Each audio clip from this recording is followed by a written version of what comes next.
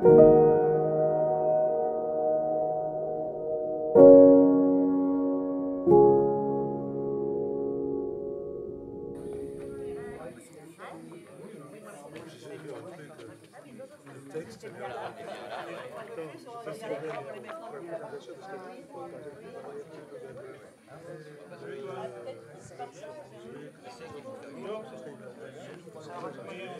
est à Espeiro. Et vous faites quoi ici ce soir? On montre notre mécontentement par rapport à la méthanisation qui est en train de se développer dans le département du Lot. Et vous êtes élu? Je suis élue et présidente de l'association Espeirous Environnement. Alors cette association, elle s'est montée pourquoi? Parce que nous avons entendu dans les bruits de couloir qu'il y avait à avoir un méthaniseur sur notre commune, sachant que nous n'étions pas au courant et donc la population, pour montrer pour se défendre, pour montrer qu'elle était là, on a monté cette association en avril 2017. Sachant que le projet de 11 agriculteurs qui ont mis leur méthaniseur sur notre commune n'habitent pas la commune. Voilà.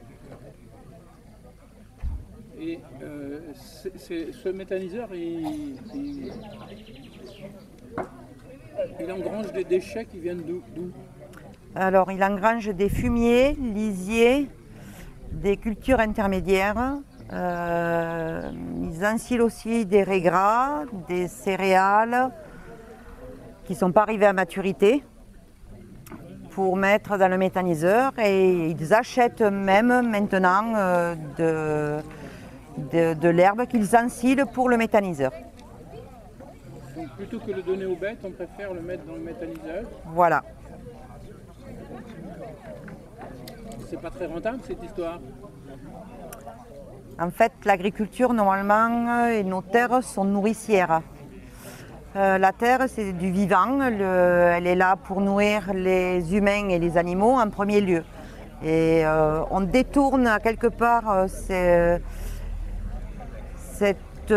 énergie en disant que c'est bio, que ça va faire du gaz, de l'électricité, pour justement faire de la dérive au niveau des terres agricoles. Donc là, on consacre une partie des terres agricoles qui devraient aller aux humains. Oui. Ça part dans de l'énergie qui n'est pas forcément bien consommée, d'après ce que j'ai compris. Non. Nous avons la torchère qui brûle depuis la mise en route du méthaniseur, depuis 1 mois et demi, sachant que la torchère, elle est à 800 degrés et les explications que nous avons eues, c'est qu'elle rejette du CO2. Voilà. Donc, cette énergie qui aurait dû aller normalement, cette énergie primaire qui devait aller aux animaux par exemple, oui. Là, elle s'en va en fumée. Pour le moment, oui. Et qui est à l'initiative de ce projet? Les fermes de Figeac. Vous connaissez les gérants de cette ferme? Ah ben, c'est une coopérative agricole où ils ont décidé de monter des projets méthaniseurs à enregistrement et pour faire plusieurs petits méthaniseurs où ils rassemblent nombre, comme nous, 11 agriculteurs sur notre commune. Il y a la Batude, il y a Gorse, il y a Viazac. Et en totalité de ces 4 méthaniseurs, il est supérieur par rapport à celui de Gramat. En termes de puissance? De capacité. De capacité, supérieure à Gramat. Oui. Il est censé produire de l'électricité au bout? Oui. Donc ils ont des cogénérateurs. Pour l'instant? Qui vont transformer en fait le gaz, ils vont récupérer le gaz qui va passer dans un moteur pour transformer ce gaz en énergie, en électricité. D'accord. Votre commune, elle était opposée ou d'accord sur le projet? Opposés. Et malgré tout, ça s'est fait. Oui, parce que c'est le préfet à l'époque qui a signé les permis et l'ICCPE. Donc chacun fait ce qu'il veut. Disons qu'on n'a pas été entendu par les politiques, par l'État, tout simplement. L'État n'a pas pris en compte l'enquête qu'il y a eu pour le méthaniseur. Ils ont tenu compte de rien. En fait, voilà. Alors je vois une grande affiche derrière, là, 22 méthaniseurs sur le Grand Figeac. C'est à toi que je m'adresse. Est-ce qu'on en est où aujourd'hui de ces méthaniseurs? Alors sur le Grand Figeac, à l'heure actuelle, il y a 4 méthaniseurs. Donc comme a dit Corinne, Viazac, Labattude, Espérou et Gorce est en construction encore.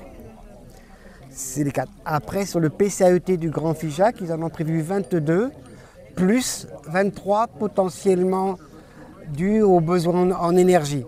Ils ne sont pas expliqués. Nous, ce qu'on sait, c'est que ils ont fait venir le bureau d'études Solagro qui a travaillé sur les 4 méthaniseurs des fermes de Figeac, a aussi travaillé avec le Grand Figeac sur ce sujet-là. Mais c'est tout ce qu'on sait. On connaît le nombre, mais on ne sait pas où ils vont être mis, ni quoi que ce soit.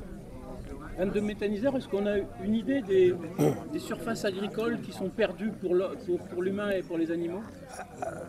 Alors ça, on va dire que ça dépend ce qu'ils mettent comme intrant. En fait, il y a beaucoup de méthaniseurs qui justifient qui expliquent leur construction par rapport au lisier et au fumier. Il faut savoir que ces intrants-là ne sont pas méthanogènes, ou très peu. C'est eux qui amènent l'azote et l'eau dans le digestat.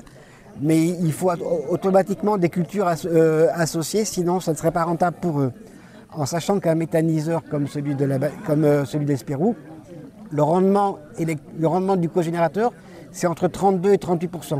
Le reste, c'est du vent, sauf si c'est récupéré pour la chaleur. Donc là, on a une situation qui est quand même qui risque d'être catastrophique pour cette partie du Lot, voire pour tout le Lot. 22 méthaniseurs, il faut les fournir quand même. Ah bah ça ne sera que des cultures dédiées. En fait, il se passe partout en France, de plus en plus, en fonctionnement des méthaniseurs, ils le mettent par exemple en déclaration simplement. Et une fois qu'il est construit, ils augmentent les volumes. Donc s'ils veulent une certaine rentabilité, il va falloir qu'ils augmentent les volumes de cultures dédiées. Ou alors ils vont développer l'agriculture industrielle, des élevages hors sol, comme le canard et autres. Ça justifie parce qu'en mettant des élevages hors sol, de canards, ils n'ont plus besoin de plans d'épandage parce que c'est dédié aux méthaniseurs. D'accord, mais le méthaniseur, il faut faire de l'épandage derrière. C'est un problème.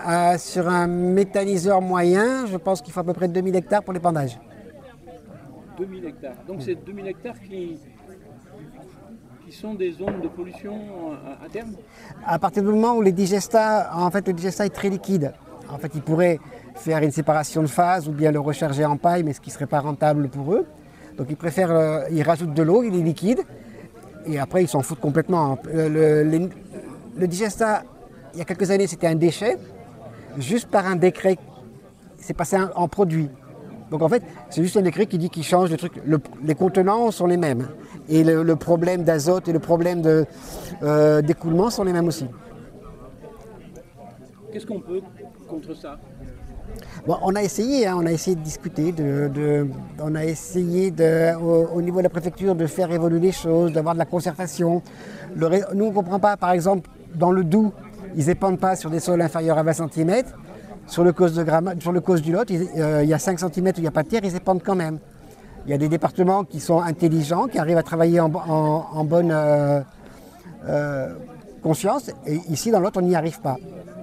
Pourquoi? Est-ce que c'est dû à nos politiques? Est-ce que c'est dû aux coopératives qui en fait, n'ont rien à foutre et qui veulent que les subventions et que les thunes? Il ne faut pas rêver. Hein.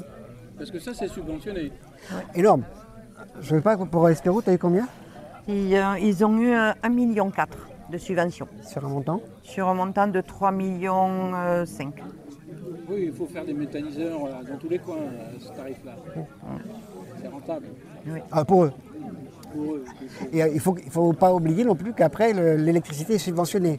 Alors, ils ont une partie ils sont subventionnés par la PAC pour les 15% de culture dédiée qu'ils mettent, ils ont le droit. Sauf que c'est tellement compliqué pour eux qu'il y a le gouvernement pour arranger les choses, vont sortir un nouveau décret sur les cultures intermédiaires. C'est-à-dire que ce nouveau décret est un peu compliqué, mais on va dire en gros, s'ils se sont trompés, les cultures pendant 2 ans, ils pourront en mettre tout ce qu'ils veulent, à partir du moment où la 3e année, ils n'en mettent pas, par exemple. Qui est-ce qui va contrôler ça? Il n'y a plus personne à l'Adréal pour le contrôler. La préfecture, eh ben, elle n'a pas trop envie de se mettre à dos les corps intermédiaires ici, comme la Chambre d'agriculture ou la FNSEA, quoi. Donc qui c'est qui décide en final? C'est la coopérative? Sur ça, vous avez l'exemple ici, ou sur la commune d'Espérou, qui a voté contre. Le préfet a accordé, et avec l'accord aussi des femmes de Figeac. Donc la démocratie, elle n'y est plus en fait. Une commune qui refuse, le préfet s'assoit dessus. Donc, le département, il n'a pas son mot à dire dans cette histoire? Le département botte en touche, on a contacté le département plusieurs fois, mais sous couvert de la transition énergétique. Voilà. Tout revient à la transition énergétique. Oui, c'est pas de la transition, c'est du maquillage là.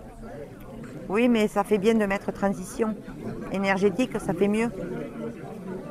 On a demandé des entretiens avec le département et avec aussi M. Vessouve, le président des maires du Lot, l'association des maires de France.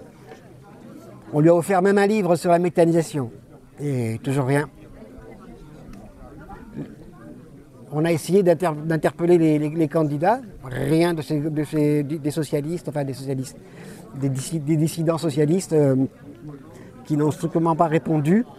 Et c'est pas maintenant qu'on va publier les choses, puisque ce soir c'est la fin de la campagne. Lundi, ça va tourner ça, lundi. Ouais. Alors, vous faites une action symbolique tout à l'heure? Alors, c'est pas nous qu'on est organisateurs. On a la chance où on a fait une intervention à l'Orge, à Gramat, il y a un mois, où des gens ont été sensibles à notre témoignage, puisqu'on est parti sur un témoignage avec Madame le maire. Et donc, ont pris contact et sont venus nous rencontrer pour dire qu'eux, ils aimeraient faire une action par rapport à notre témoignage qu'on a fait. Et ils comprennent que de toute façon, on s'est senti seul parce que politiquement, ben voilà, on va être très logique, ça ne peut pas passer puisqu'on est mal placé. Donc c'est sûr que de toute façon c'est compliqué. Et n'oublions pas que c'est les fermes de Figeac. Donc les fermes de Figeac, ben, c'est une grosse coopérative. Voilà. Et que ben, derrière il y a la FNSEA, la Chambre d'agriculture, voilà. La coopérative c'est un sens social normalement, non? Je pense que ça n'en a plus que le nom. Je suis satisfaite de cette soirée. Je pense que les gens qui nous ont organisé ça, il faut vraiment les remercier. Parce que ça prouve que notre témoignage, on a sensibilisé les gens et voilà. Et je pense que voilà, c'est grâce à eux si à ça ce soir. C'est vraiment grâce à eux. Et que nous, de notre côté, on ne lâchera rien. Ça fait 5 ans qu'on se bat entre Gramat et les méthaniseurs du Ségala. On ne lâchera rien. Les 22, ils ne vont pas les passer comme ça, comme une lettre à la poste. Ça, c'est clair, quoi. Est-ce que vous avez un espoir politique? S'il y a, a priori, les contacts qu'on a eus avec les gens de la NUPES, ils n'ont pas dit qu'ils étaient contre, mais globalement, ils sont contre les cultures dédiées qu'on met dans les méthaniseurs. Il y a un truc raisonnable à faire. Si les méthaniseurs sont liés à la ferme, et juste à la ferme pour la proximité, c'est pas la peine de mettre un transformateur pour l'envoyer dans le réseau. S'ils utilisent un peu leur chaleur, le méthaniseur que pour chez eux, pour leur élevage, pour leur cerveau, pourquoi pas? Mais que ça reste interne. Il n'y a pas lieu de mettre tous ces trucs-là et ce fric-là pour des industriels. Et à mon avis, ça va compenser la PAC simplement pour les agriculteurs, quoi. Et sachant que le méthaniseur d'Espeyroux, c'est 29 communes d'épandage. Ça va jusqu'au Basti, Marcillac-sur-Célé. Voilà. Il y a des communes qui sont très loin pour l'épandage. Il y en a 29. Donc il y aura un impact aussi sur l'Écosse et tout ça du méthaniseur d'Espérous. Sur le tourisme à terme. Aussi peut-être parce qu'on a des gens, nous, qui ont d'Égypte, des chambres d'hôtes et tout ça. Oui, ça peut avoir un impact, sachant que le méthaniseur, il n'est pas couvert, les intrants ne sont pas couverts. Donc oui, il peut y avoir un impact. Un impact d'odeur, un impact de pollution et tout ça. Sachant que de toute façon, l'association ne lâchera pas et sera là pour défendre les habitants de notre commune. On a vu que par exemple à Cahors, ils étaient sensibles au problème de pollution de l'eau.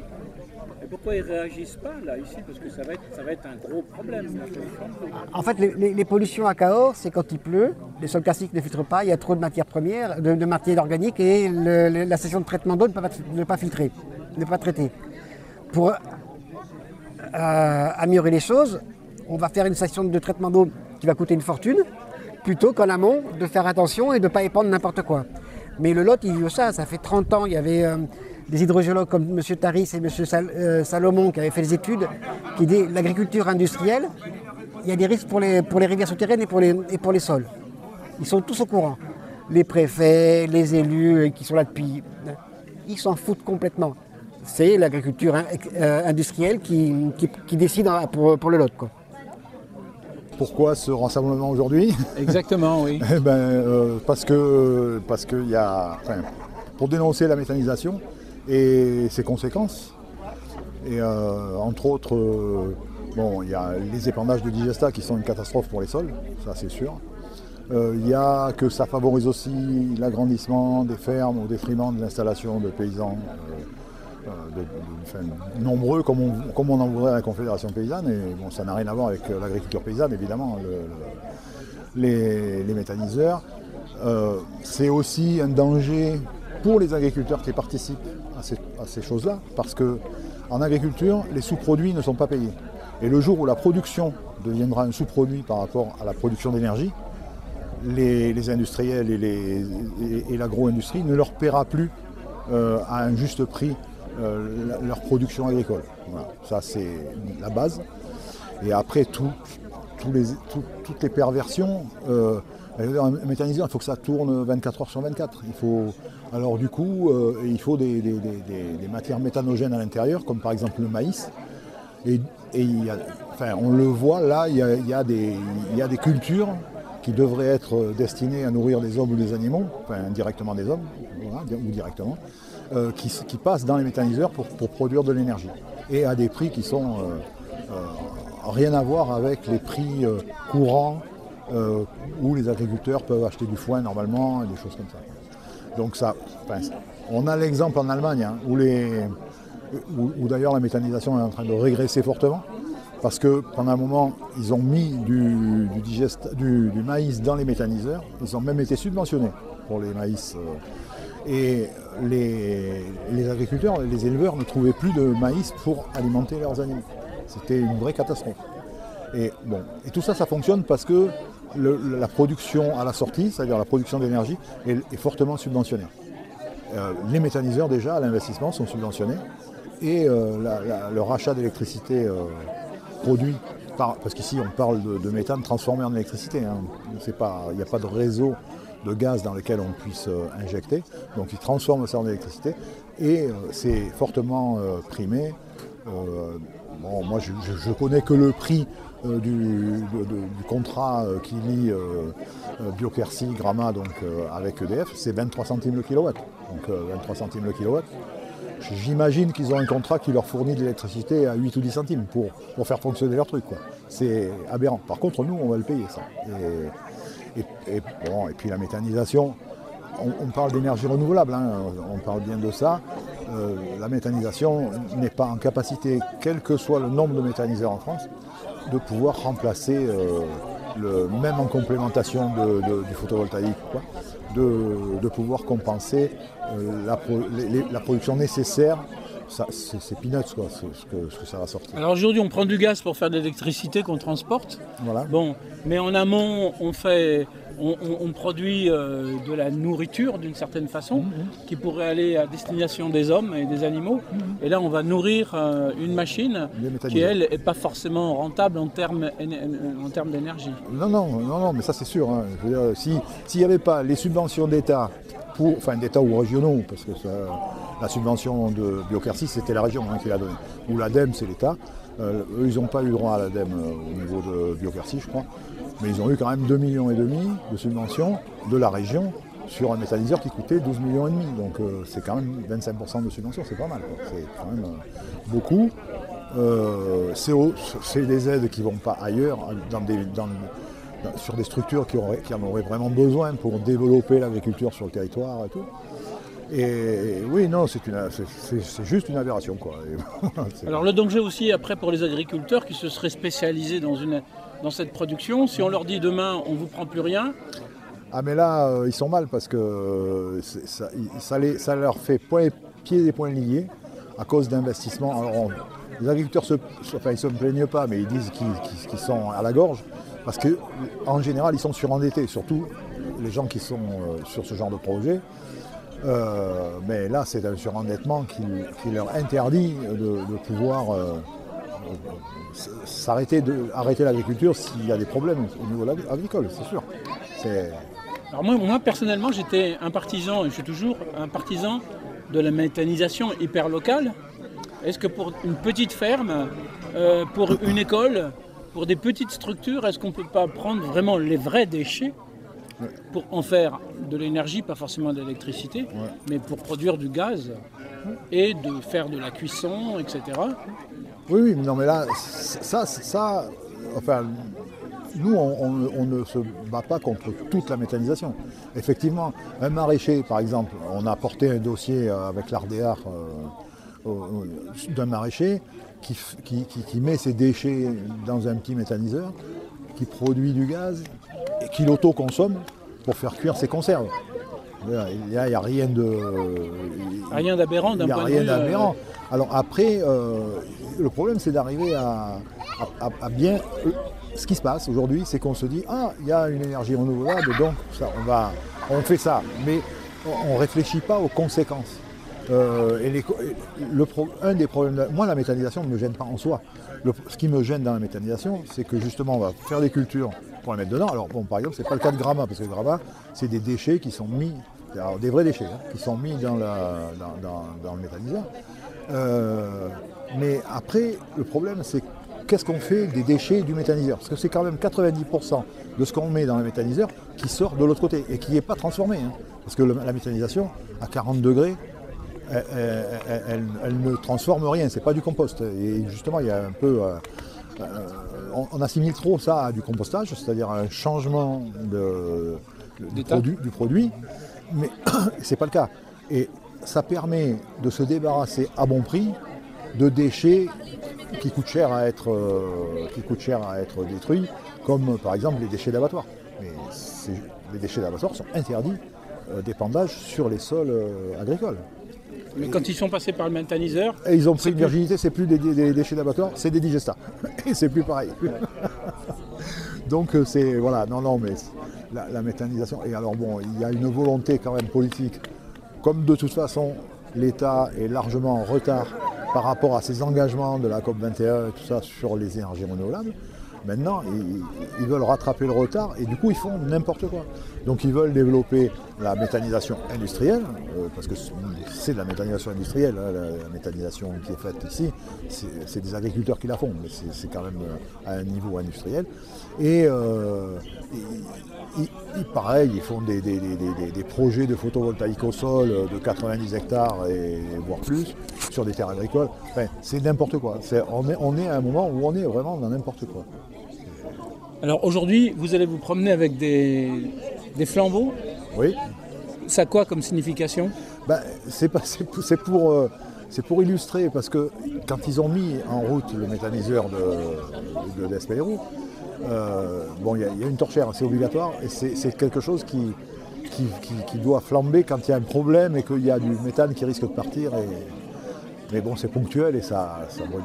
Et elle est restée allumée pendant plus d'un mois. la cheminée était rouge, mais rouge, et du coup, c'est du CO2 qui partait dans l'atmosphère. Oui, puis l'énergie perdue. Et évidemment, de l'énergie perdue. Et aujourd'hui, elle est éteinte. Bon, j'espère qu'ils ont résolu leur problème. J'espère qu'ils ne l'ont pas juste éteinte parce qu'on était là et que c'est du méthane qui part dans l'atmosphère. Parce qu'il faut bien savoir quand même que le méthane, c'est 25 fois plus polluant que le CO2. Que le CO2. Donc voilà. Et là, rien qu'en ayant eu cette fuite, le bilan carbone. Parce qu'on parle de bilan carbone, mais le bilan carbone, il est nul aussi. Là. Parce qu'il y a les camions qui apportent les intrants, après il y a les camions qui vont porter les digestats sur les fermes, enfin bon, c'est une aberration. C'est une aberration. Et là, la Confédération paysanne, elle est vent debout contre cette situation? Ah ben nous, enfin en tout cas, ça fait partie de nos luttes, ouais, de dénoncer ces pratiques qui sont, qui sont complètement opposées à la vue qu'on a de l'agriculture, c'est-à-dire installer beaucoup d'agriculteurs sur les territoires. Est-ce que ça peut mettre en danger des agriculteurs installés si l'eau est polluée, par exemple? Ça peut mettre en danger des agriculteurs, oui. D'abord parce qu'on a besoin d'eau pour nous consommer. La loi prévoit que les agriculteurs doivent abreuver leurs animaux avec de l'eau potable. Un transformateur, quelqu'un qui fait du fromage par exemple, il est obligé d'avoir de l'eau potable pour son atelier de transformation. Quelqu'un qui fait du porc, pareil, enfin, on est tenu d'utiliser de l'eau potable. Donc ça veut dire qu'effectivement ça peut mettre en danger. Et puis il y a les infiltrations. Ici on est quand même sur des endroits qui ne sont pas tout à fait plats, et les infiltrations de digestats. Enfin, j'imagine que s'il y avait quelqu'un qui était en agriculture paysanne, qui a un voisin qui est pendu du digestat, si ça vient chez lui, il risque de perdre son agrément. Ça me paraît évident. Est-ce qu'on a une solution contre tout ça? Est-ce qu'on a une solution? Non. Il y a des solutions alternatives. Non, parce que quand il y a une volonté politique importante, des fonds qui sont mis et des gens qui ne sont pas conscients des risques qu'ils prennent en mettant ça en place, comment faire pour lutter contre ça? C'est extrêmement difficile. Nous, on peut alerter, on est des tireurs, voilà, on tire la sonnette d'alarme en disant faites attention à ce que vous faites. Mais on peut réorienter ces subventions. Mais après, on pourrait réorienter ces subventions. On pourrait effectivement développer, par exemple, du photovoltaïque, mais pas au sol, sur toiture, en faisant des ombrières dans les supermarchés, sur des zones qui ont été industrialisées et qui peuvent pas recevoir de l'agriculture. On pourrait faire ça. Mais ça va plus vite, ça coûte moins cher de le faire sur des hectares agricoles, de terres agricoles. Ça pose moins de problèmes, ça coûte moins cher, ça va plus vite. Voilà. Donc Alors je vais faire un peu de politique. Les Insoumis préconisent une bifurcation écologique et pas une transition. Oui. Est-ce que ça a du sens, ça? Alors, je sais pas, il faudrait qu'il m'explique ce qu'est la bifurcation énergétique plutôt que la transition. Mais bon, est-ce que ça a du sens? De toute façon, il faut bien sortir des énergies fossiles. Et en fait, il faut changer, pour moi, alors là, je ne parle pas au nom de la Confédération paysanne, je parle à mon nom. Je pense qu'il faut changer de paradigme, sortir du tout voiture, remettre des trains en route, supprimer des tas de camions. Enfin, tout ça pour pouvoir... C'est un ensemble. C'est un ensemble, voilà, c'est une vue politique. Aujourd'hui, quand on nous dit qu'il faut plus servir de pétrole, on nous dit acheter des voitures électriques. Déjà, il faut pouvoir se payer, c'est une chose. Et en plus, c'est complètement débile. Enfin, le tout voiture, ça a été bon, entre guillemets, pour les politiques, au moment où il y avait l'industrie qui était ici en France, que ça faisait travailler des gens, et qu'il y avait du pétrole qui coûtait pas cher. Et que du coup, ils ont décidé de fermer des voies ferrées, de supprimer des bus. Aujourd'hui, c'est plus ça, donc il faut revenir. C'est complètement débile. Le tout voiture, c'est complètement débile. Il faut le tout camion, le tout voiture, le tout camion, enfin le tout route, quoi. Ça rapporte beaucoup d'argent, mais il faut vraiment changer de paradigme. Après, voilà, il faut aussi réfléchir. Bon, alors ça se fait quand même au niveau des bâtiments, des maisons, tout ça qui se construisent maintenant. Elles sont avec des normes qui permettent d'économiser largement les dépenses énergétiques à l'intérieur pour se chauffer. Mais bon, c'est toute une réflexion au niveau de la politique énergétique qu'il faudra avoir et pas simplement de dire bon, en 2035 il n'y aura plus la possibilité d'acheter de voitures à essence ou gasoil, ça sera tout électrique ou rien. Avoir une personne toute seule dans une voiture électrique, c'est aussi con que d'en avoir une toute seule dans un véhicule à gasoil. Surtout quand ça tombe en panne, quand c'est dans les embouteillages et qu'il va faire moins 15 degrés, la batterie elle va se. Oui, non, mais c'est complètement con. En fait. Y a pas... Merci beaucoup. Tu as quelque chose à dire qui te. Non, enfin, je crois qu'on a fait un peu le tour de la question. On pourra en parler pendant des heures, donc ça va. Okay. Merci. Je t'en prie.